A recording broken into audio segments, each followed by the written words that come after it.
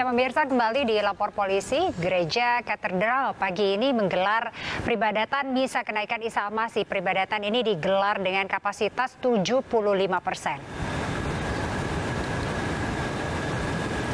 Menurut Humas Keuskupan Agung Katedral Jakarta, Susiana Suswadi, sejumlah jemaat yang diperbolehkan masuk area di dalam gereja dan plaza tak lebih dari 1.500 orang. Pihak Gereja Katedral Jakarta menggelar misa secara daring dan luring. Misa secara daring berlangsung sejak pukul 8 pagi, sementara misa luring atau secara langsung digelar 2 kali, yakni pukul 11 waktu Indonesia Barat dan pukul 17 waktu Indonesia Barat.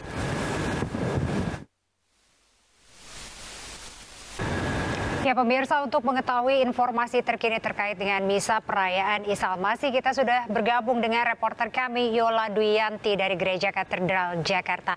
Halo, selamat pagi Yola. Yola, ini bisa dijelaskan bagaimana suasana perayaan misa di Gereja Katedral Jakarta, tempat di mana Anda berada pagi ini? Baik, selamat pagi Wilson, Rizka, dan juga pemirsa. Memang hari ini tepatnya di 26 Mei 2022 diperingati sebagai kenaikan Isa Al-Masih. Dan untuk memperingati acara tersebut, Gereja Katedral Jakarta menggelar ibadah misa sebanyak 3 kali pada hari ini.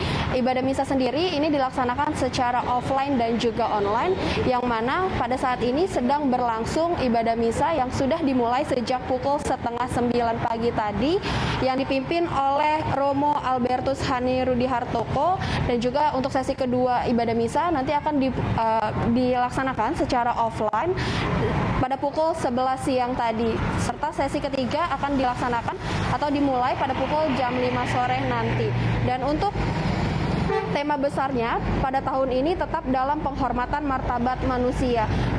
Berdasarkan informasi dan data yang kami dapatkan dari Humas Gereja Katedral Jakarta, Susiana, menyebutkan untuk kapasitas jemaat sendiri saat ini masih dibatasi sebanyak 75%, yang mana ini berarti jumlah jemaat sebanyak 1.300 sampai 1.400 pada hari ini yang akan merayakan kenaikan Isa Al-Masih di Gereja Katedral Jakarta sendiri. Dan untuk pemutusan tali-tali pembatas kursi di Gereja Katedral Jakarta sudah diputus, yang mana ini digunakan selama masa pandemi COVID-19. Ini berarti di dalam Gereja Katedral sudah tidak ada lagi pembatas antara jemaat satu dengan jemaat yang lainnya. Dan untuk pengamanan sendiri, Gereja Katedral Jakarta sudah bekerja sama dengan TNI dan Polri setempat, Polres Jakarta Pusat, untuk berjaga selama ibadah misa berlangsung pada hari kenaikan Isa Al-Masih ini. Dan untuk diketahui, Wilson, Rizka, dan juga pemirsa, pukul 5 pagi tadi tim Gegana hadir untuk melakukan sterilisasi di dalam dan area luar halaman Gereja Katedral Jakarta. Wilson dan juga Rizka. Baik, terima kasih Yola atas laporan Anda. Selamat bertugas kembali. Kita ke informasi lainnya, pemirsa. Seorang pria yang mengaku anggota TNI Gadungan dan menjual senpi rakitan berhasil ditangkap petugas gabungan Kodim 0723 Klaten dan Reskrim Polres Klaten, Jawa Tengah. Pelaku bermodus menjual senpi melalui media sosial. Seorang TNI Gadungan ditangkap petugas gabungan Intel Kodim 0723 Klaten dan Reskrim Polres Klaten di sekitar Stadion Trikoyo Klaten, Jawa Tengah. TNI Gadungan ini ditangkap karena menjual belikan senpi rakitan jenis revolver melalui media sosial Facebook.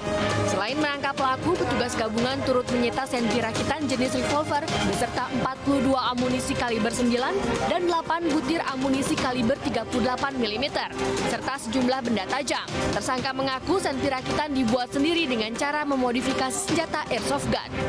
Mengadakan patroli cyber ditemukan postingan terkait dengan penjualan senjata ilegal rakitan tersebut. Dari postingan itu kita tindak lanjuti, kemudian kita bisa amankan yang bersangkutan. Untuk mempertanggungjawabkan perbuatannya, tersangka diancam pasal 1 ayat 1 Undang-Undang Darurat Nomor 12 Tahun 1951 dengan ancaman hukuman 20 tahun penjara atau seumur hidup. Dari Klaten, Jawa Tengah, Saiful Effendi, A-News melaporkan. Beralih ke informasi lainnya, pemirsa, seorang santri salah satu pondok pesantren di Desa Perahu Sorat, Kecamatan Batang Onang, Padang Lawas Utara, Sumatera Utara ini diduga menjadi korban penganiayaan oleh kakak kelas hingga tewas. Di sekujur tubuh korban dipenuhi luka akibat kekerasan. Kapolres, seorang santri kelas 2 tingkat Madrasah Sanawiyah Pondok Pesantren Baitur Rahman ditemukan dalam kondisi tidak bernyawa di lokasi Pondok Pesantren Baitur Rahman. Saat ditemukan terdapat sejumlah luka lebam di sekujur tubuh AS yang diduga akibat kekerasan. Kapolres Tapanuli Selatan AKBP Roman Samarda LH mengatakan korban ditemukan dalam kondisi sudah meninggal dunia. Adapun pelaku kekerasan diduga lebih dari 1 orang dan masih dalam proses pengejaran. Dugaan sementara adalah yang bersangkutan adalah dianiaya yang kemudian mengakibatkan korban meninggal dunia. Berapa perkiraan pelakunya, ada berapa? Untuk pelaku melihat dari kondisi korban dan keterangan para saksi-saksi, ini pelakunya lebih dari 1 orang. Pasca kejadian, suasana di Pondok Pesantren Baitur Rahman terlihat sepi dari aktivitas seperti biasanya. Petugas dari Satreskrim Polres Tapanuli Selatan masih terus berupaya mengungkap peristiwa meninggalnya santri tersebut. Dari Padang Lawas Utara, Sumatera Utara, Abdurrahman, iNews melaporkan. Ya, Wilson dan pemirsa, sayangnya memang kejadian seperti ini bukan yang pertama kali terjadi, begitu, Wilson? Betul sekali, yang cukup memprihatinkan adalah itu terjadi di institusi pendidikan yang seharusnya mungkin memberikan pendidikan baik itu secara akademik dan juga secara sosial kepada anak didiknya, tapi malah justru terjadi hal-hal seperti ini. Yang tidak diinginkan. Memang ini PR sekali bagi tenaga pengajar atau tenaga pendidik kita ya, agar memang anak-anak ini harus dibina dengan baik sehingga memang satu sama lain ini tidak punya rasa untuk gagah-gagahan, begitu, Wilson? Betul sekali. Nah, kisah penganiayaan oleh kakak kelas ini, pemirsa, juga pernah terjadi di bulan Maret lalu, Rizka. Ini di Pasuruan, Jawa Timur, 2 pelajar SMP pernah menjadi korban penculikan dan juga penganiayaan oleh seniornya di asrama sekolah. Ya, kita akan putar ulang ini kasus yang terjadi di Pasuruan, Jawa Timur.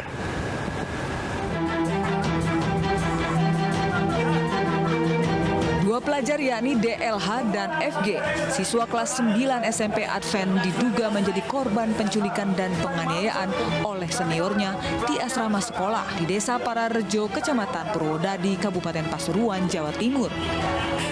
Menurut keterangan korban, aksi penganiayaan terjadi berawal saat 4 seniornya menjemput paksa dirinya dan 1 orang temannya lagi yang kemudian dibawa ke dalam 1 kamar dan kemudian dipukuli hingga disundut rokok tanpa sepengetahuan guru karena kejadian terjadi saat jam tidur. Penganiayaan korban diduga karena para korban melanggar peraturan asrama, namun menurut korban dirinya sudah mendapatkan sanksi dari kepala asrama. Awalnya karena keluar, bukan berhak mereka untuk memukuli saya. Itu bukan berhak mereka untuk memukuli saya, itu juga saya sudah mendapat sanksi dari kepala asrama.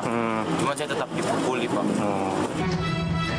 Orang tua yang mendapat laporan dari korban tak terima dan melaporkan kejadian tersebut ke Mapolres Pasuruan.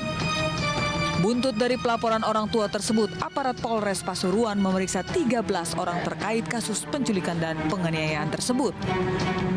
Dari 13 orang yang diperiksa diantaranya kepala asrama, direktur sekolah, dan 2 staf sekolah. 5 diantaranya diduga sebagai pelaku penganiayaan. Meski demikian, polisi belum menetapkan status hukum para pelaku, sementara kedua korban sudah menjalani visum. Purwodadi, saat ini korban sudah kita lakukan visum, kemudian kita lakukan pemeriksaan interogasi, dan petugas Satreskrim langsung mendatangi TKP untuk olah TKP untuk mengidentifikasi para pelakunya untuk dilakukan proses penyidikan lebih lanjut. Sementara pihak sekolah meminta maaf kepada keluarga korban dan meminta menempuh jalur kekeluargaan kepada orang tua korban. Kita beralih ke kasus lain, pemirsa. Sebuah minibus terjun ke dalam jurang sedalam 10 meter di kawasan Jalan Sungapan, Kecamatan Kutawaringin, Kabupaten Bandung, Jawa Barat. Diduga sopir ini terlalu mengambil sisi sebelah kiri sehingga kendaraan terperosok. Sementara itu seluruh penumpang yang terdiri dari 1 keluarga selamat dan hanya mengalami luka ringan.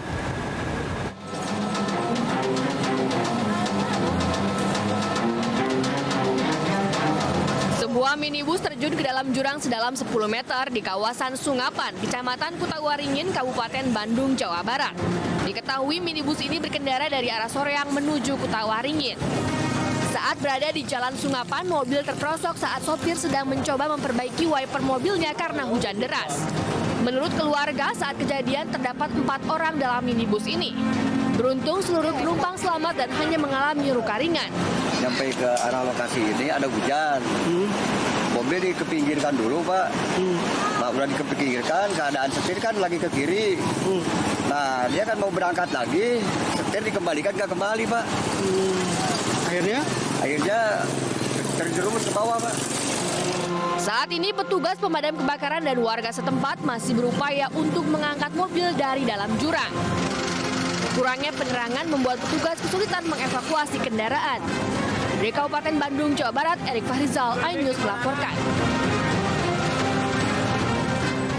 Pemirsa, Bang Ano akan hadir sesaat lagi di segmen selanjutnya. Tetap bersama. Tetap bersama kami di Lapor Polisi.